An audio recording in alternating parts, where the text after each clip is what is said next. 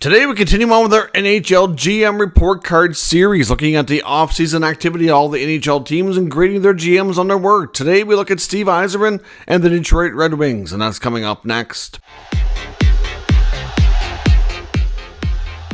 So welcome back to another video here at Top Shelf Hockey. As I mentioned, today we're taking a look at the Detroit Red Wings and the work of Steve Yzerman over the course of this offseason, kind of summarizing his work and then grading him, giving him his report card based on what he's done here so far. Now, of course, Detroit, like all these other teams, we're going to take a look at what trades they've made, what signings they've made internally, who they brought in as unrestricted free agents, and take a look at how this team has changed, who's in, who's out, and have they done a good job or not preparing for next year, ultimately grading the work of the general manager, Steve Yzerman. So let's start first by reviewing the trades that we've seen from Detroit this offseason. There's been two, and to be completely honest, I felt both of them were a little bit confusing, and I thought maybe something more was coming, and it never really did. So they traded Jake Walman and a second-round pick to the San Jose Sharks for no return, future consideration. So essentially, they paid the Sharks to take Jake Walman. I was kind of confused. I mean, ultimately, I thought if they were going to trade Jake Walman, not that he's untouchable by any means, but he's very decent, serviceable defenseman for sure. I wouldn't think you'd have to pay somebody an incentive or an extra asset to take him on. I would think you'd at least get something back. So that was kind of a confusing trade, thinking, okay, Yzerman must be cooking something big up, needs the space, so maybe he's willing to take, rather than wait around and try to find a better deal for Walman, he's moving him now to do this, right? No. Now, maybe there was other things in the works, and maybe they never came through, but why would you pull the trigger on that if the other deals that might have been discussed or worked on weren't solid yet? So I found that very confusing. And if you're going to move a defenseman for the sake of creating salary cap space, why is it Jake Walman? Why is it not Justin Hall or Jeff Petrie? I don't get it. He was, easily their third or fourth best defenseman, especially after losing Shane Gostisbehere.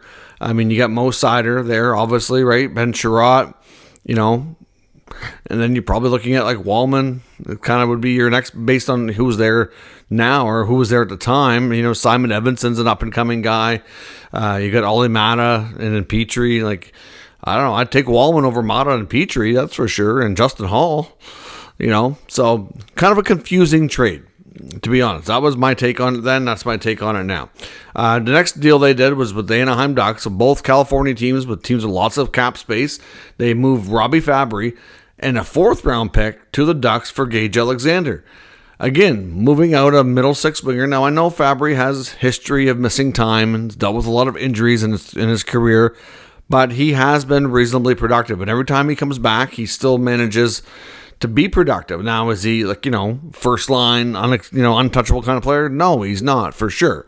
But at the same time, again, without bringing something back that's going to improve your team right away, or, is this creating more space for a bigger move type of deal? It just kind of left everybody going, okay, well, what is Yzerman up to? And it still wasn't really clear. So in my opinion, both of those trades kind of weird, and it didn't really make sense to me. Like, the fact that they moved those players, okay, sure, but for what and why? And that's the part that seems odd to me. Now, on the signings part, okay, they did some internal signings, and they did bring in a good amount of unrestricted free agents that are on the market. Now, their internal business is not done yet either. As I record this video almost a week into August, two of their top RFAs, Lucas Raymond and Mo Seider, remain unsigned. And that will affect Yzerman's grade ultimately, because we don't know the full outcome, but we have a lot of suspected, rumored numbers on where things are likely going to fall. But we'll discuss those deals not being done here as of yet. Now, this video is, of course, being recorded and going to be up on YouTube within a few hours, so I don't suspect any big news, but you never know. If something big happens in the hour or two that it takes to go through post-production and uploading, then obviously, I'll update the video here online. But yeah, so they signed Patrick Kane. They bring him back. Okay, I was not expecting that based on all the comments and all the rumors. I thought it was more likely than not that Kane leaves. It was really speculated by most of the NHL insiders that he really wanted term. He didn't want another one-year deal, that he was looking for multiple years, probably at least 2, ideally 3 or 4. And that Yzerman didn't seem keen on wanting to go there. $4 million for the way Kane played last year, that's pretty reasonable. It's a very solid deal. So I like the fact that Yzerman was able to keep him. I like the number he signed him at. I'm a little surprised, though, that Kane was, because I really thought after how he played coming back last year, there would be teams that would have been willing to give him the multiple years. But maybe it's a compromise for him. Maybe Yzerman wants to see a little bit more. Of course, because it's a one-year deal, they can't talk extension until January. And maybe if he's still playing good in the first half of the year, maybe they'll extend a couple of years out or something. We'll see. But $4 million, very reasonable for what Kane delivered after signing in Detroit last year. Also internally, they bring back Christian Fischer. He gets a one-year contract at 1.125. So again, pretty reasonable. He's been a solid bottom 6 player for some time now. Last year was his first year with the Red Wings. Makes sense to bring him back. No problems with that contract. They re-signed Joe Veleno, of course, at RFA internally. Former first-round pick, very late first-round pick, mind you. Gets a 2-year contract. It's an RFA, $2.27 million. I like Joe Veleno. I've been watching him play since he was 15 years old at St. John Sea Dogs. I'm a little surprised he hasn't developed into being a higher level player at the NHL, but I don't think he's hit a ceiling yet, but I think we have a pretty good idea of what Joe Veleno is. And based on what he's done the last year or two, to be honest, I think $2.27 million is a little bit much. Is it way out of whack? No, but I'm not sure that he quite earned that much of a raise. I guess that's a little bit of a bet that he's going to continue to get better, which on young players that were drafted highly, I get it, and most of the time I'm not against that, so I'm not going to give him too hard of a time for it, but it is a little bit much in my opinion. I think, maybe a hair under $2 million, 1.75, 1.8 probably would have been more appropriate in my opinion. And otherwise, they've brought in a bunch of players as UFAs. They went shopping and they brought in a lot. The most notable being Vladimir Tarasenko. Tarasenko comes in on a 2-year free agent contract, $4.75 million. Based on how he played last year, which was split between Ottawa and Florida, ended up winning the Stanley Cup with the Panthers. So he's got 2 Stanley Cups to his name now. We've seen his time in Ottawa for the most part. He was reasonably productive. Did okay in Florida too. That kind of money for somebody who's going to play, middle 6. He can go to your top line when need be, but at the stage of his career, he's more of a combination between second and third line. I know in Ottawa, watched him a lot last year. Defensively, he had his moments when the effort was there, but sometimes it just wasn't. So I don't know defensively, so depending on what you want your third line to be like, sometimes he's a good fit, sometimes he's not. Ultimately, David Perron's not there anymore. He can maybe play a similar type of role that Perron did. So we'll see, but I don't have a huge issue with the contract. I was surprised he landed in Detroit. But, Tarasenko is still productive for that kind of money and the experience and everything he brings. He's definitely, I think, a better teammate and leader than sometimes gets credit for, so I have no problem with that. Some other ones were a little bit more questionable. Eric Gustafsson comes in. That one's not too bad. 2 years at $2 million apiece. Of course, Shane Gostisbehere departed, so Gustafsson comes in. Not...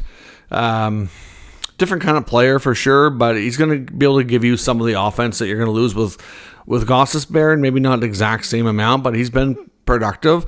He's used to playing with Kane, played Chicago together, so he's decent. He can play second power play.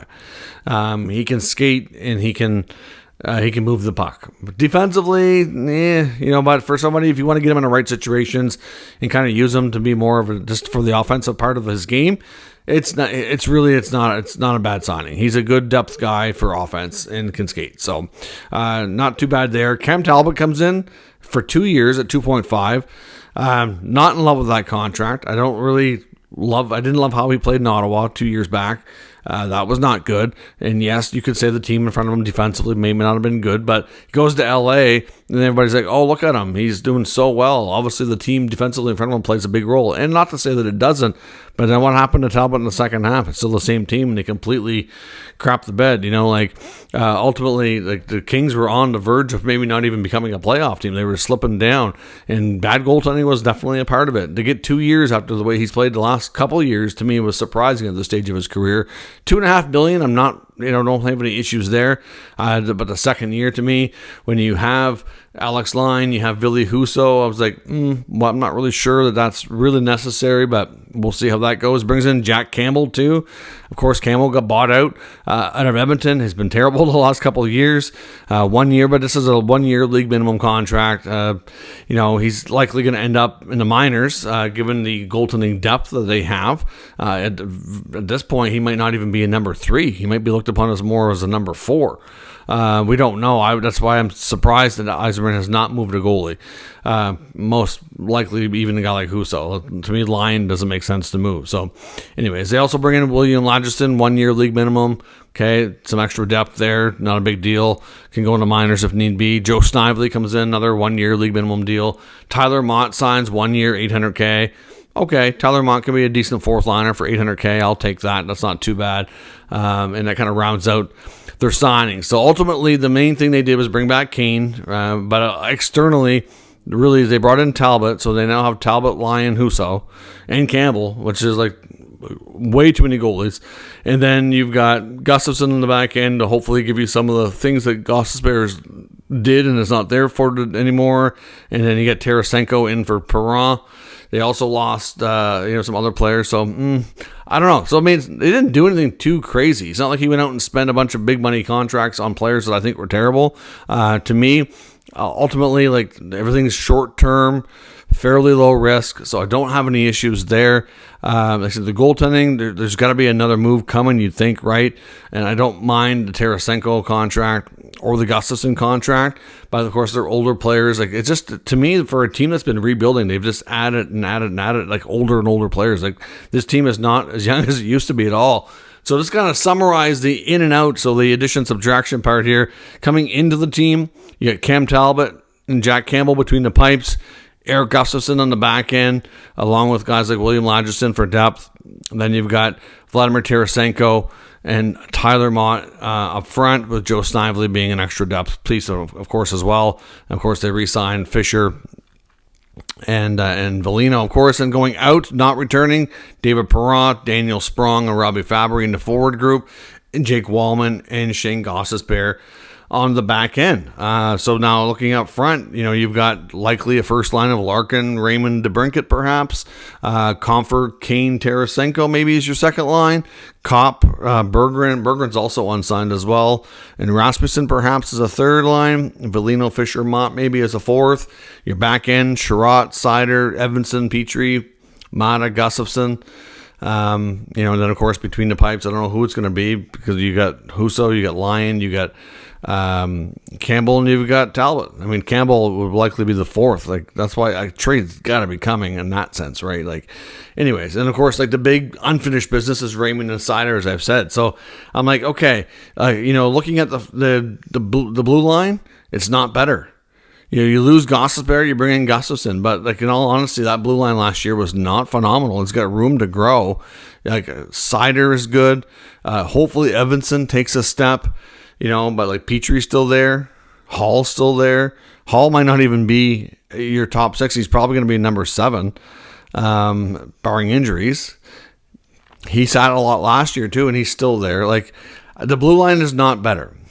Plain and simple. Goaltending is about the same, because you've got, like I said, Reimer leaves. James Reimer's another one that's out, which I didn't put on the list here. But Reimer's gone. Then you still have Lyon and Husso.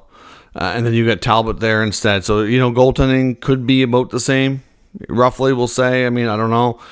In the forward group, like I said, Perron, Sprong, Fabry, all decent producers.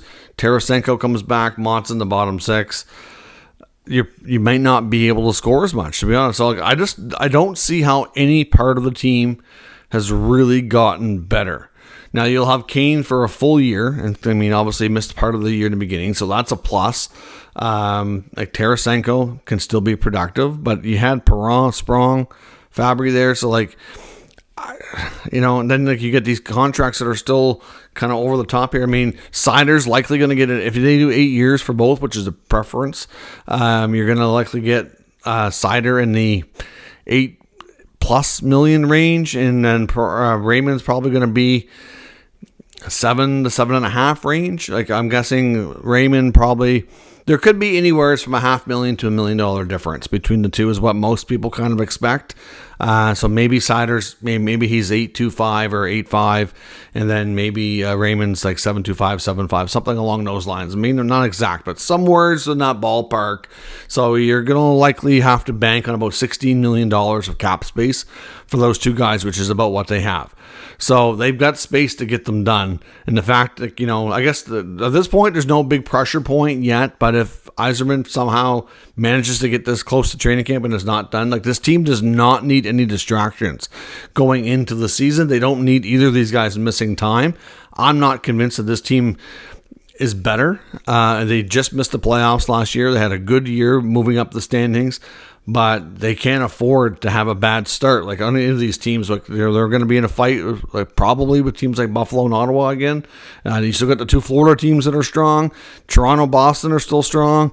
Like it's not going to be easy. Having a bad start could absolutely kill any of these team seasons, and to have these contracts kind of distracting everybody if they're not done by the time camp starts could be a major issue. So I hope it doesn't get to that. Ultimately, if you take a look at what else they've done, though, like, there was the whole Trouba thing. Trouba was very much in the rumor mill for the Rangers, and he was supposed to be going to Detroit. So I do wonder if some of these moves that he made might have been more about that. But at the same time, if you look at where the cap space is now, they move Wallman, they move Fabry. We're scratching our heads going, what is Yzerman doing? Because there's really nothing coming back to be an immediate replacement. Then you hear all the rumblings about Trouba. The word was Chris Drury and the Rangers were going to eat half of that income, so we're going to knock Trouba's cap at around $4 million. But if they had Trouba in there right now, they'd have to move something else. Now, of course, we don't know exactly what was speculated to go back to the Rangers. I don't know if they're going to be taking much of anything back. But I would have thought that another move would have had to have happened, obviously, because you couldn't have another $4 million player on your books right now and still have room to sign Seider and Raymond. So, maybe some of these other moves don't quite happen the way they did. The Tarasenko contract maybe doesn't happen if you have Trouba. And then your forward group's weaker. And then, obviously, I don't know, right? Like, it's been a weird offseason, in my opinion, for Detroit. It really has been. And to be honest, like I was leaning towards giving Yzerman probably like a D. I mean, to me, like he has not made this team better. But if he can get Seider and Raymond's contracts done in those ranges that we just talked about, I would upgrade him to a C or C-. But that's as best as I'm going to give him. Like it's just been a confusing, weird offseason for me if I'm Detroit. Because if I'm Yzerman and I'm Detroit, and I'm happy with how things went last year. Sure, we didn't get in the playoffs, but we got really close. We made big strides last year. You want to be like, okay, what can we do? We need another move here to get better, and then you don't do it. You know what I mean? Like, and I understand sometimes things are hard. Maybe you had a player target at free agency and you lose out. Maybe you thought you had a trade and it didn't work out. All those things happen, but I don't know. I just don't see how this team is better. I mean, they're going to be relying on their star players to produce even more to get over the hump. That's the only way right now, without barring another move here, that Detroit goes from being outside the playoffs to in, is you're going to have DeBrincat get back to scoring 40 goals. Kane's going to have to take things up another notch, being there all year. You can't have Larkin getting hurt multiple times and missing stretches. Raymond's going to have to grow some more, and that's possible. Tarasenko, your hope is going to come in and be at least a 20-goal guy. You need Andrew Kopp, to certainly pick up the pace a little bit as well for what he's getting paid. And I guess there's all those things internally you can believe that your team has that potential, and I guess but you just need everything to go right, and you just can't leave it to chance that way, in my opinion. So let me know what your thoughts are on the Red Wings offseason, how you would grade Yzerman's work. Like I said, I was prepared to go into a D, but I think he'll get these contracts done for the RFAs, Seider and Raymond, in that range that I talked about, between anywhere from 7.25 to like 8.25 or so, but just shy of $16 million for both. And if that's the case, then I would change his grade for the offseason to about a C minus. But that's it. Otherwise, we're going to see more moves come training camp. Like, you need to move a goalie, and that back end needs to get better, in my opinion. So let me know what you think, and we'll talk further in the comments. If you're new to the channel, make sure you subscribe and stick around. We'll keep you up to date with all the news, rumors, and analysis of all 32 NHL teams. Thanks for watching. I'll catch you next time.